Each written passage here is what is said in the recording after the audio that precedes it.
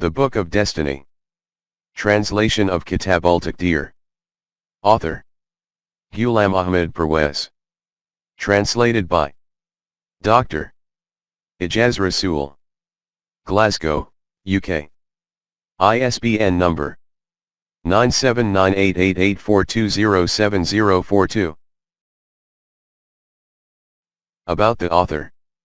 Ghulam Ahmed Parwez was born in Butala, Punjab, in British India on July 9, 1903 into a profoundly religious family. His grandfather, who was deeply religious and belonged to the Hanafi school of thought, was a renowned religious scholar who intended to make the author inherit his knowledge and religious understanding. As a consequence, his education and training was carried out under the direction of his grandfather. While he studied the traditional religious teachings, he also had the desire and inkling to question its content using his intellect and reasoning. This led to his inner conflict with the external religious environment, and he continued to question the prevalent religious concepts and practices. He noticed that whatever was being taught as part of the religion was being referred to some imam or religious scholar for authority. It was also noted in the religious literature that whatever the forefathers had followed should be obeyed without any question, and this was considered to be a requirement of Islam. For Parwez, this did not satisfy his desire to seek reason and logic in every claim and statement made within the religious literature. However, he could not express these doubts and reservations initially due to his respect for his grandfather, and the constraints of the religious environment which prevailed at the time in his town. Later, due to his employment, he moved to Lahore, now part of Pakistan, and found a degree of freedom to question some of these religious concepts and beliefs. After the death of his grandfather, he found complete freedom to pursue his line of inquiry and research into the prevalent Islamic beliefs, doctrines, ideologies, and religious practices. This led to his discovering that most of these have been acquired from others. He tried to study the Quran using the traditional religious approach but was unable to find the answers to all his doubts, which required satisfaction from a logical point of view. He also studied the life of the last messenger and the establishment of the Islamic State in the 7th century in his quest to determine the cause which contributed to this greatest revolution. Based on the Quran, he especially paid attention to the statement from the last messenger, "The Quran is not a product of my thinking or that of any other human being, and that this is the message from Allah." He soon learned the procedure to understand the Quran through his contact with the famous philosopher and poet Allama Iqbal, who had a deep interest in the Quran. Parwez concluded that to understand the Quran one has to understand three fundamentally important points. 1. The Quran calls itself light, nur, and a light does not need any external source or aid to make itself visible. It makes itself evident and also exposes the reality of those things which are within its domain. 2. The Quran is revealed in the Arabic language, and to understand it correctly one needs to understand the Arabic context which was prevalent at the time of its revelation. 3. The Quran has guided us by saying that through tasrif al-ayat, through cross-reference within the verses of the Quran, it makes its guidance clear. For example, 6:105. In order to meet the second requirement regarding the precise meaning of the Arabic words in the Quran, he researched and compiled a Lughatul Quran, now translated into English, which is a dictionary of all the words and terms used in the Quran, and which includes the meanings which were prevalent among the Arabs at the time of the revelation of the Quran. For the third requirement of tasrif al-ayat, the Quran is different from books written by human beings, where the latter are usually divided based on various subjects. The Quran is based on mentioning a reality in one verse or verses, and then its further explanation is noted in another place or places. For example, in Surah Al-An'am the Quran states, "And thus do we explain the signs by various verses, so that they acknowledge. You have explained them, and we make the Quran clear for a people who know." 6:105.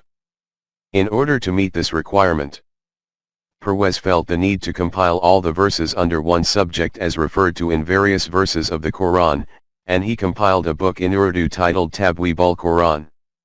Classification of the Quran. This made it easy to refer to various subjects and look at all the verses mentioned in the Quran relating to a subject. Along with writing and producing literature on the Quran, Parwez also held a regular weekly meeting in Lahore to deliver a Dars lecture explaining the Quran in Urdu, and these are also available as audio and video recordings. He dedicated most of his life to researching the Quran and its significance in relation to presenting an alternative solution to human problems, and answering questions relating to human creation, its purpose, and the question of death and the next life. He also participated in the struggle for independence during the period 1938 to 1947 and the creation of Pakistan, which was based on the ideology of the Quran with a view to establishing an Islamic state for the Muslims of the subcontinent. He worked very closely with the founder of Pakistan, Muhammad Ali Jinnah, Quaid-e-Azam or Great Leader, and had regular discussions with him on various aspects of the message of the Quran. In order to support the movement for a separate state for the Muslims of India, and to counter the arguments put forward by some of the religious lobby who opposed the creation of Pakistan, he published a monthly journal called Tulu-e-Islam, Dawn of Islam, commencing in 1938. Parwez joined the Indian Civil Service in the Home Department in 1927. And after the creation of Pakistan he migrated to Karachi and continued to serve in the same department till 1955. When he took early retirement and devoted the rest of his life fully to his work on the Quran. He moved to Lahore from Karachi and settled there. He left this life on February 24, 1985 in Lahore, and his body was laid to rest in Lahore. Forward. Whether it is the world of religion or the sphere of philosophy.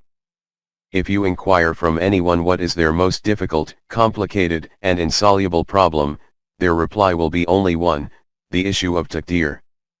If you search, so much literature will be available on this issue that piles and piles will form. And if you read it, then not only will you not be able to make head or tail of it, instead your mind will become the abode of even more doubts and suspicions, and your heart will become an even greater whirlpool of confusion and uncertainty than before. When the last link in my series on Ma'arif-ul-Quran, Jahani Farda, was published, and expansive and detailed tomes like the Lugat-ul-Quran and Mafhum-ul-Quran had already been completed, then I considered that Hamd to Allah, the sacred mission of the dissemination and publication of Quranic thinking which I had held before me, has been completed to this extent, and the remainder of my life will be devoted to the arrangement and compilation of Tabweeb-ul-Quran.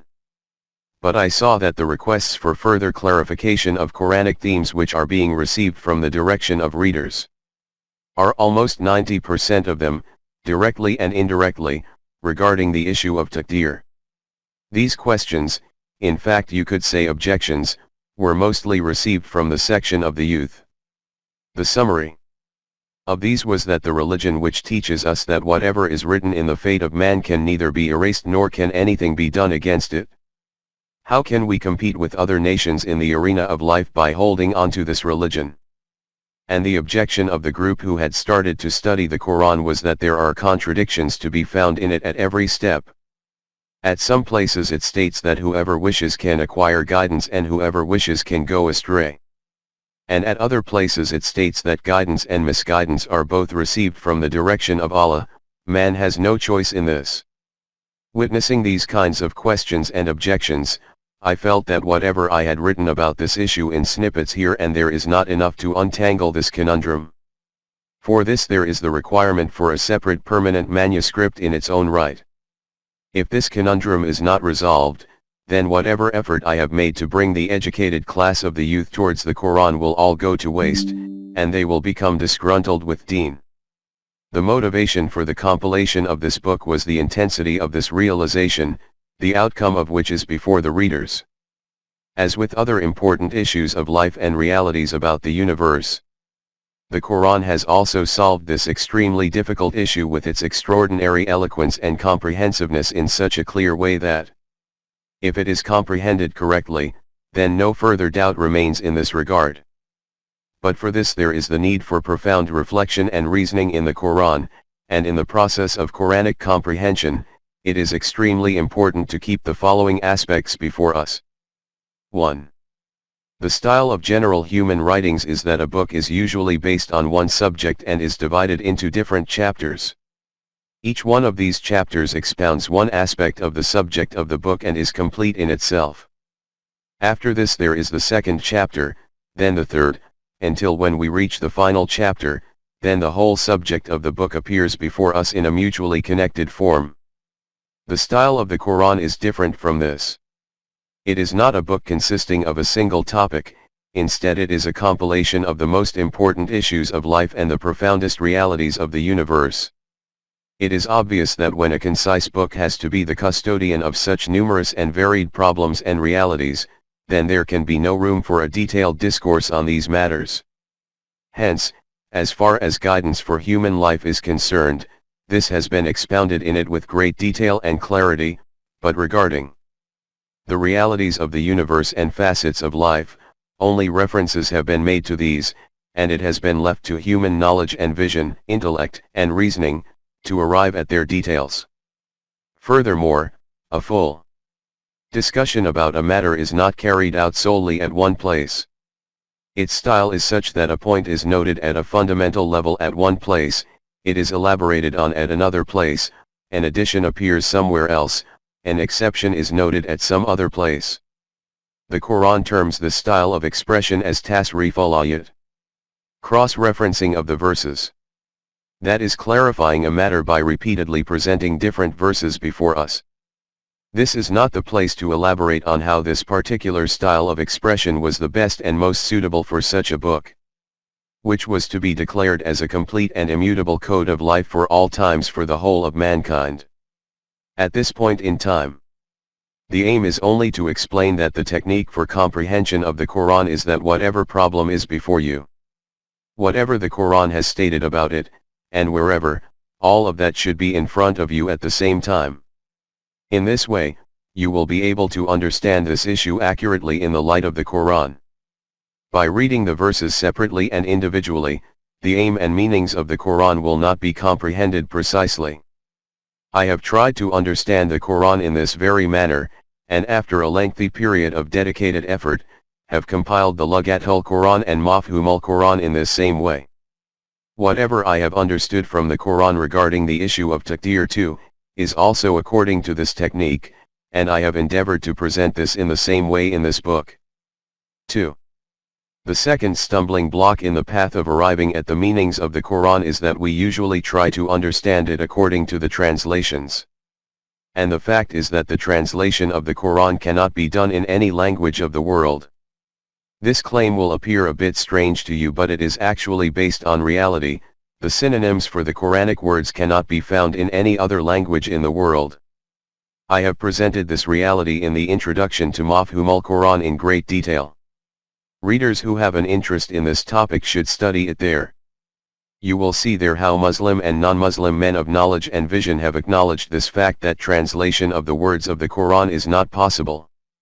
The meanings of the Quranic words can be understood, and made to be understood, but they cannot be translated. This was that same fundamental reality regarding Quranic comprehension in view of which I compiled the Mafhumul Quran, and I am grateful to Allah that it has acquired immense popularity. Whoever has studied it has acknowledged and commented on this fact in a heartfelt manner, that as a result of this the Quran has started to become comprehensible. In the coming pages you will find written in connection with the verses of the Quran, that this is the prevalent translation of this verse, but its actual meaning is such and such. From this my aim is not that that translation is wrong.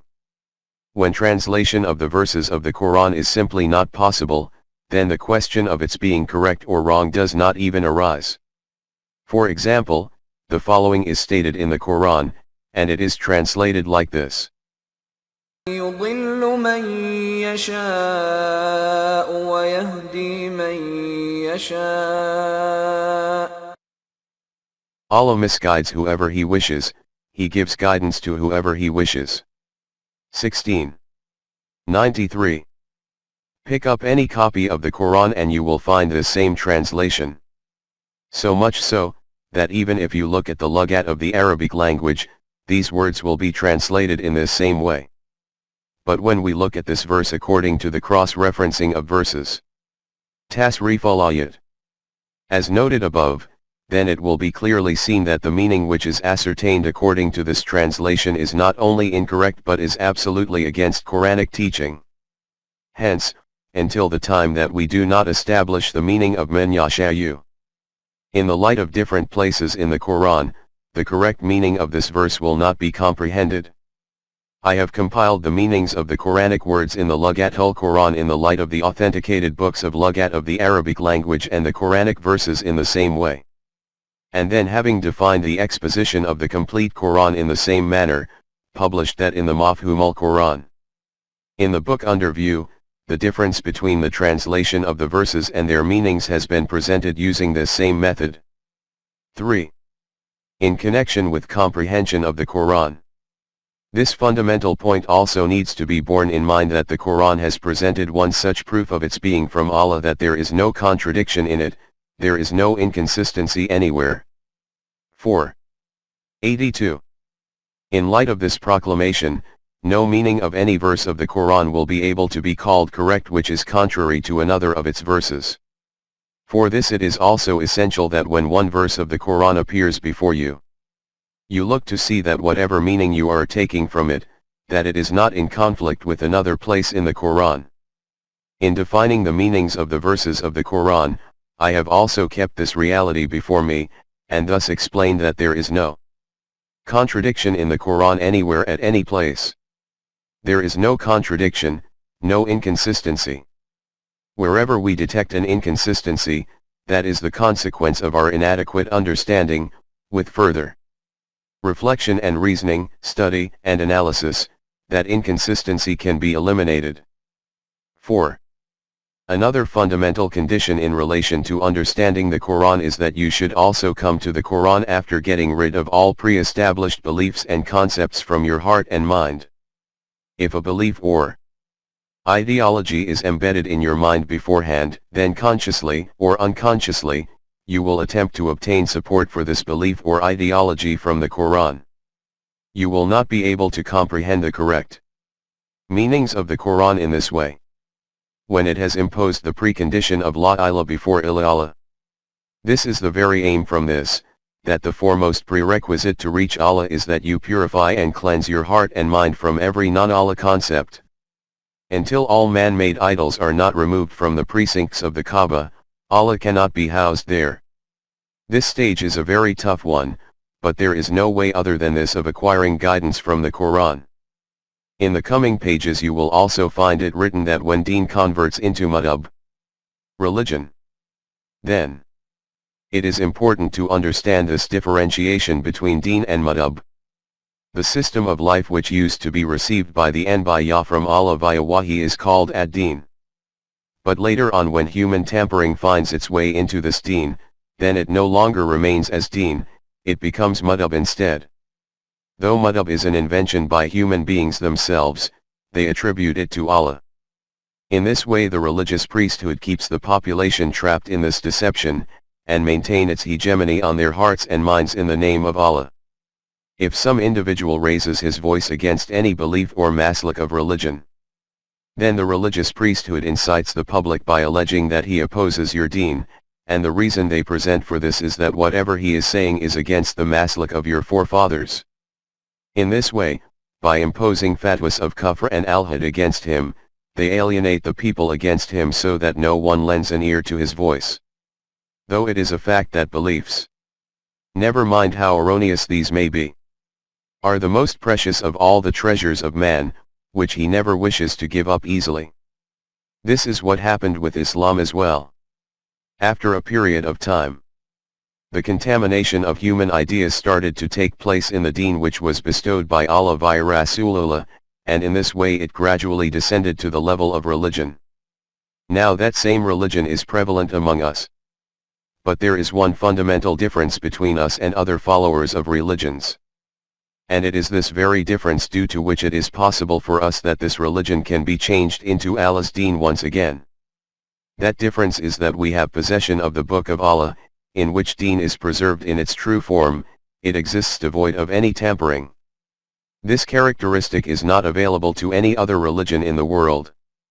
At this point in time there is no other book under the skies sent down by Allah which is in its original form other than the Quran. Hence, if we wish to convert our prevalent religion into the deen of Allah once again, then for this the undertaking will be to evaluate our prevalent beliefs and masalak in the light of the Quran. Those that are in line with it should be retained, and by rejecting those that are against it, the correct Quranic concepts should be adopted in their place. The ultimate aim of my efforts is only this, that the deen bestowed by Allah is presented before the nation once again. This book is also one link in this process, and in my view a very important link. Because through the study of history, this reality becomes unveiled and stares us in the face that one fundamental cause among the causes for our destructions is the non-Quranic ideology of Taqdeer.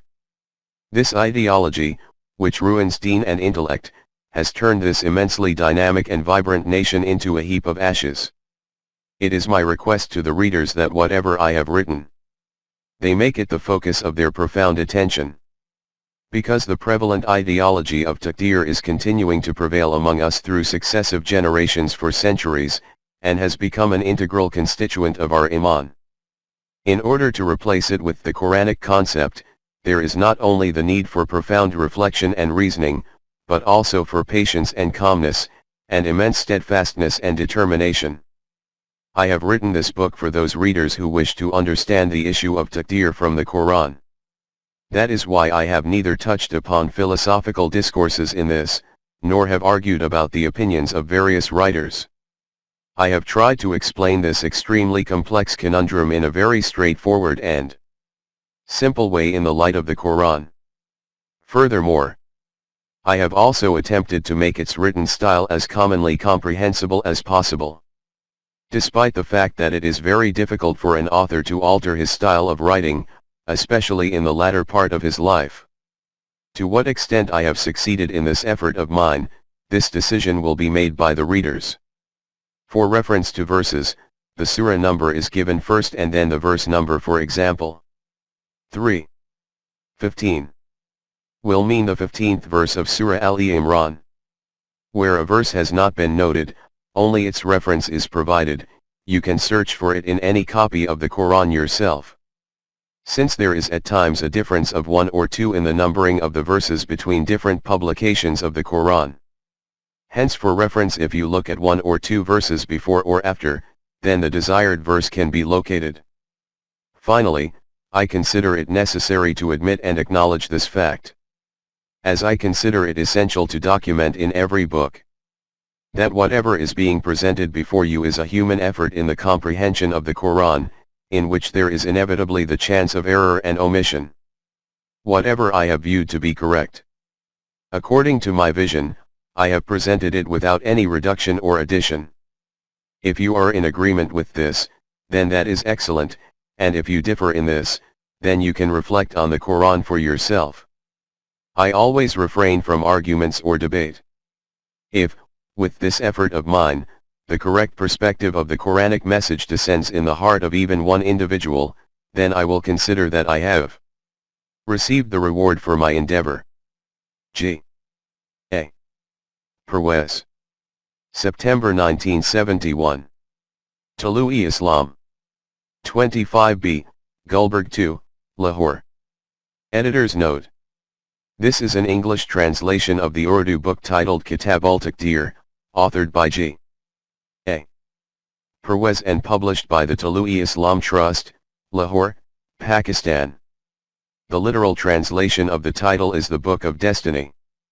The book discusses some very important aspects of issues related to human choice and intent, and how Muslims have created problems and complications for themselves around this issue in the last few centuries, after they had clearly demonstrated the immense benefits which can be achieved from following the Quran's clear and direct instructions in this regard during the initial era. 7th century AD. of the Islamic system. I have added footnotes to explain some terms, and these are followed by ed. when they are from the translator. Footnotes without this suffix are from the author himself. The verses are quoted in the format 256. Meaning Surah 2, verse 256 of the Quran. The names of the relevant surahs are also noted wherever. The author has quoted these in the text, and these can be checked from any copy of the Quran. I have used the term Allah wherever the text refers to the Quran. As the concept of Allah noted in the Quran is very specific, and not the same as that of a God as referred to in various other religions or in general terms. The meanings of the verses are those which the author has explained using the Lughat al-Quran, which was compiled by him, and wherever a translation is done to compare it with the meanings of the verse, the author has clarified this himself. When the Quran linked the purpose of human creation to the law of requital. 45:22. It made it clear to man that whatever he does during his life on this planet, nothing will escape the sight of this law of Allah. If he keeps this law in mind, he will remain aware of the potential consequences of everything he does during his life. Since man possesses choice and intent, it soon became clear to him that this law does function in life, i.e., what you sow, so shall you reap.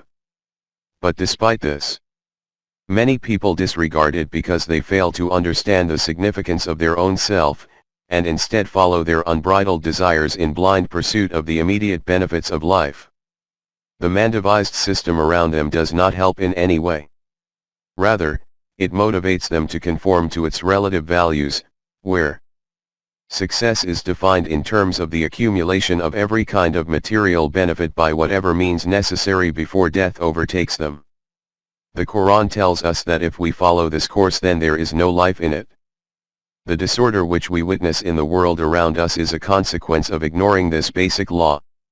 While it continues to ensure that whatever we do, whether individually or collectively, it establishes its inescapable consequences. Regarding this law, the Quran states, Allah created the heavens and the earth for just ends. Hacked.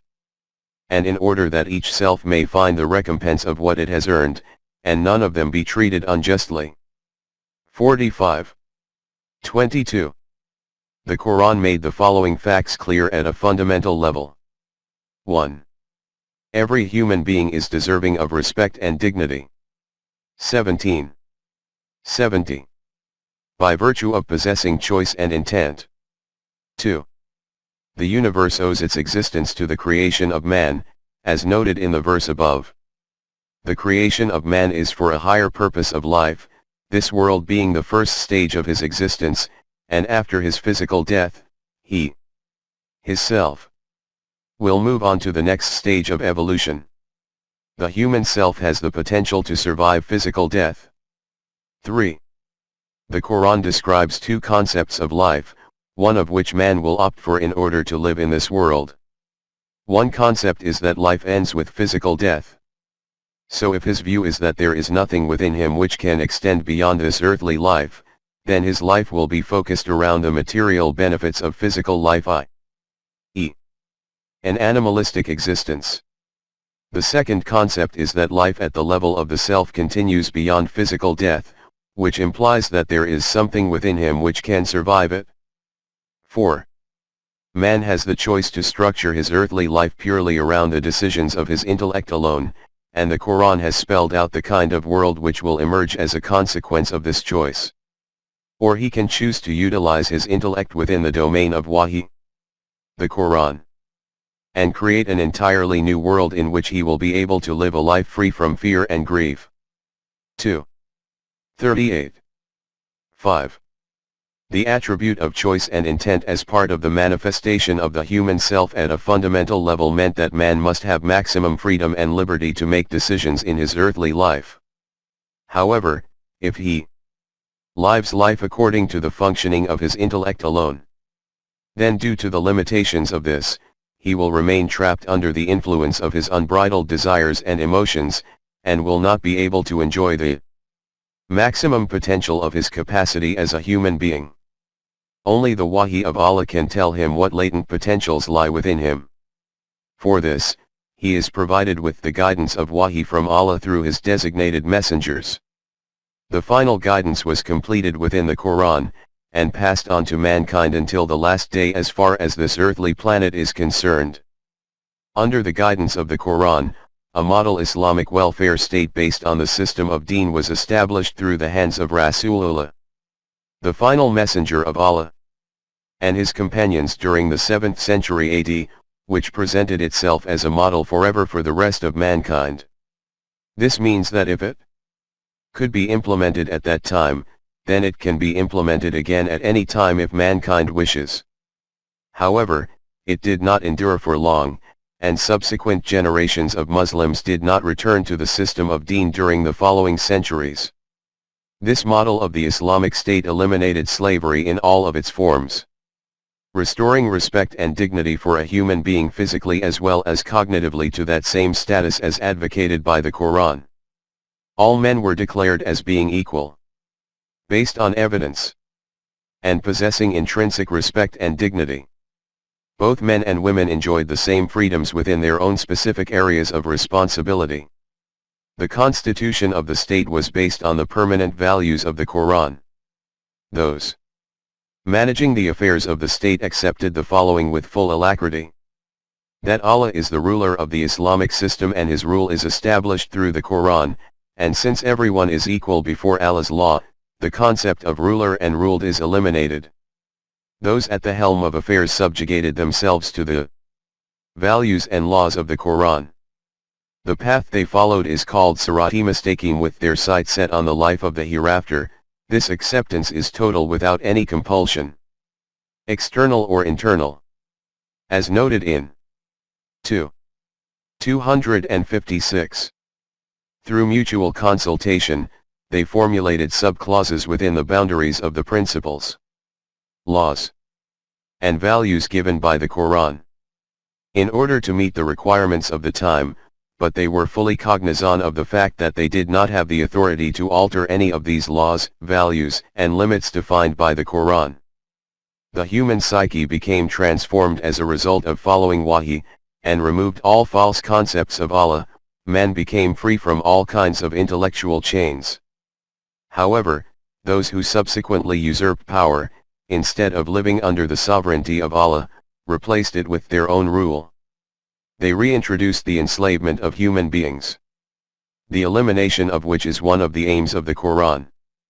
And humanity sank once again into a deep quagmire of darkness as Malukiyyat established an iron grip in those lands which were occupied by these Muslims. The Quran was put to one side, and all the bounties associated with its guidance vanished. Subsequent generations lost sight of it completely, and this age of darkness continues to prevail in the world of today. As happens under such circumstances, men produced all kinds of writings to justify evil, in order to satisfy their base desires and emotions. And since they found it hard to dupe the public at large in the presence of the Quran, they concocted a hadith 200 to 300 years after the death of Rasulullah and attributed these to him. This was indeed a great audacity on the part of these people to produce another Quran to misguide themselves as well as others. This was precisely that against which the Quran had warned the Mu'mineen right at the outset. 25:30. With the passage of time, these ahadith became embedded within the prevalent belief system of the Muslims, and were generally accepted by most as being the sayings of Rasulullah, and given the false status of Wahi-e-Kayfi. While the Quran took a backseat and was relegated to being a book which was only to be read in order to gain some kind of abstract sawab through the blind recital of its words without any kind of true comprehension whatsoever.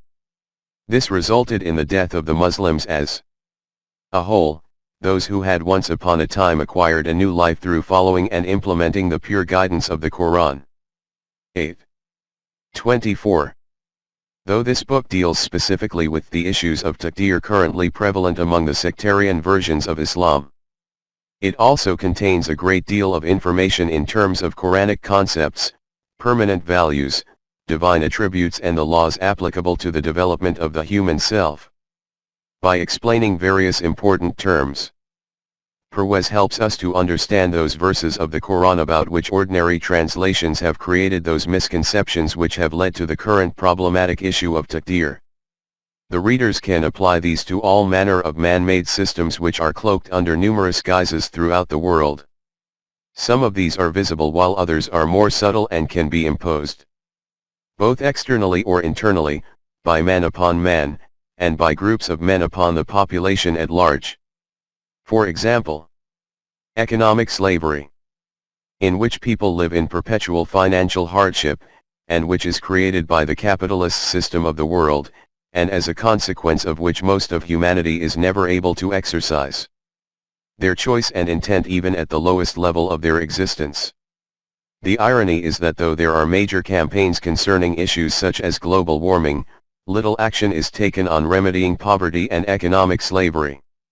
Other forms of slavery are self-imposed by man as a result of different belief systems, e.g., fatalism, kismat, superstitions, divisions of race, class, caste, rituals, religious beliefs, etc. This book deals comprehensively with those results of wrong translations and interpretations of various verses and terms in the Quran which have succeeded in stifling Muslim cognition for centuries. The issues are discussed by quoting examples from our daily life. This is a human world and Allah has given us complete freedom to mold it as we like. However, we cannot go outside of His laws, and whatever we do has consequences. It also means that whatever responsibilities Allah has taken upon Himself in relation to the development of the human self and meeting the physical needs of humanity, those are to be carried out through human hands.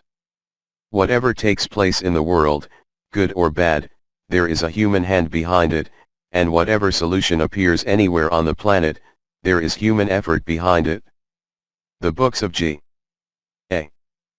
Parwez throw light on various aspects of the Quranic system of deen, and the importance of the role of a human being in helping to establish the system according to the demands of the time.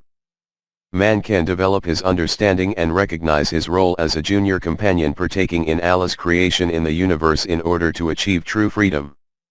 Man takes over that part of his creation where Allah has given him free rein, so that he can change the face of the earth physically as well as intellectually, and can achieve those great enhancements in consciousness which he could not otherwise have achieved without the light of Wahy.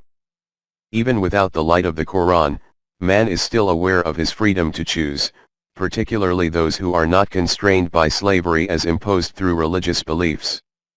However, they assume that man's life ends with the death of his physical body, that there is no possibility of another life in the hereafter. Those who become aware of the possibility of creating a new self for themselves through the acceptance of Iman open themselves up to the realm of a new inner reality. The Quran states, or, the state of those who manifest kafir is like the depths of darkness in a vast deep ocean, overwhelmed with billow topped by dark clouds.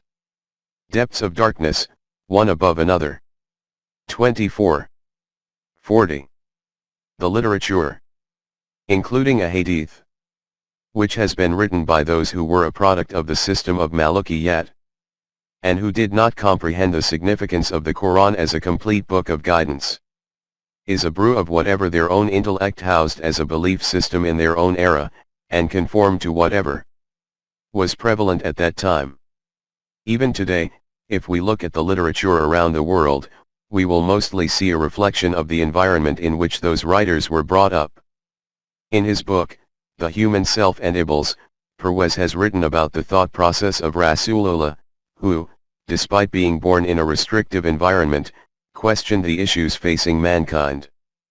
Just ponder that in this environment, from the ignorant and savage land of Arabia, a human being stands up. As has been noted previously, he should have been the same as the people around him. And even if his intellectual level is assumed to be higher than the people around him, then at the very most he could have been declared to be a wise man of that civilized world. And what the condition was of the civilized world of that era has been discussed above. But that individual rises and raises the flag of rebellion against every single one of those aspects of that structure of life which was declared as being precisely in accordance with nature by the civilization and culture and knowledge and wisdom of that era. He becomes introduced as the claimant of such a revolution in which the very foundations of this structure of lies are uprooted and cast aside. He declares Malukiyat to be the worst curse of Allah. Superstition is stated to be contrary to human dignity, and he proclaims priesthood to be a saintly veil of self-deception. The division of caste and creed is counted as among the tyranny of pharaonic powers.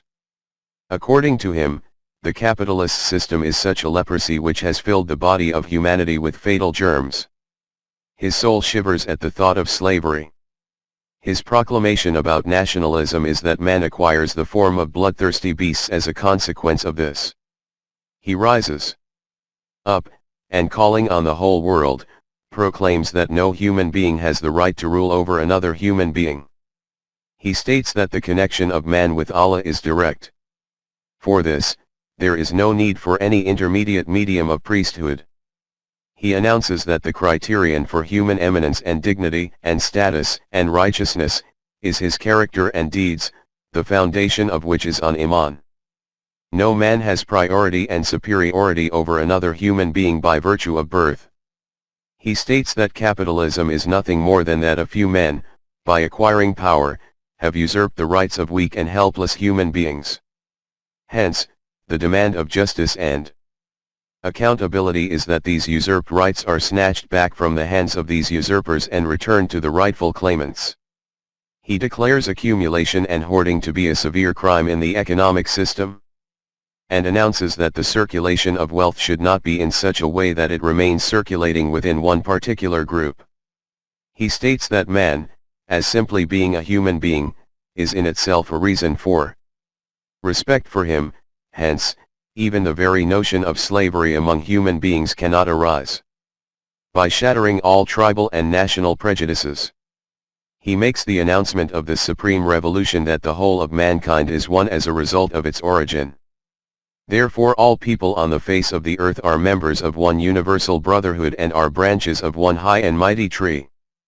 The creation of differentiation and differences in them through the unnatural barriers of race, color, language, and nationhood, is the breaking into pieces of the body of humanity.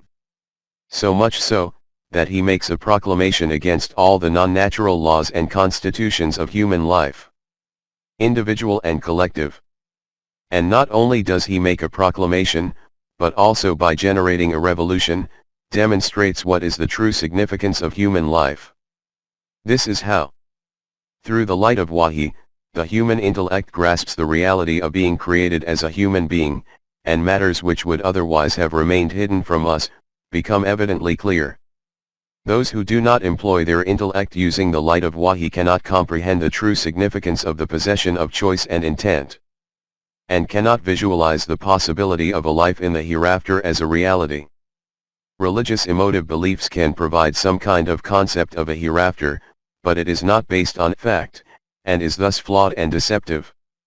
This is the reason why the concept of the hereafter which exists even in the three Abrahamic religions is at variance with each other, as is the concept of God. Parwez provides a detailed discussion on this aspect in his book, The Human Self and Allah. Finally, the Quran arrived to eliminate all kinds of slavery, whether physical or psychological, and declared that each human child, by virtue of possessing choice and intent, has dignity and respect which is inviolable. Even if he commits a crime, he is a human being, and must be treated with respect and dignity while being punished for the crime, and this includes offering him opportunities to reform himself. The Quran proclaims that human beings are created for a lofty purpose, they are born free, and must remain free. And this is not a utopian idea but is achievable during our finite earthly life. Simply alter the thought process by bringing the intellect within the guidance of the light of the Quran, and the reality of the purpose of creation and of human existence itself will become crystal clear. The Quran states that this is bound to take place. Soon will we show them our signs in the universe, and in their own selves, until it becomes manifest to them that this is the truth. Is it not enough that your Rabb does witness all things? 41. 53. I wish to thank and acknowledge the support provided by M. Salim Akhtar Khan, Nazim, Idarat-ul-Islam, Lahore, in providing translations of some Persian poetry and quotes by the author in the book, and Asif Jalil from Bazm-ul-Islam, Karachi for his expertise in explaining some of the Arabic terms used in the book. I also take this opportunity to thank Hussain Kais Rani of Tulu-e-Islam Trust, Lahore for permitting the translation of the book and its subsequent publication on Amazon.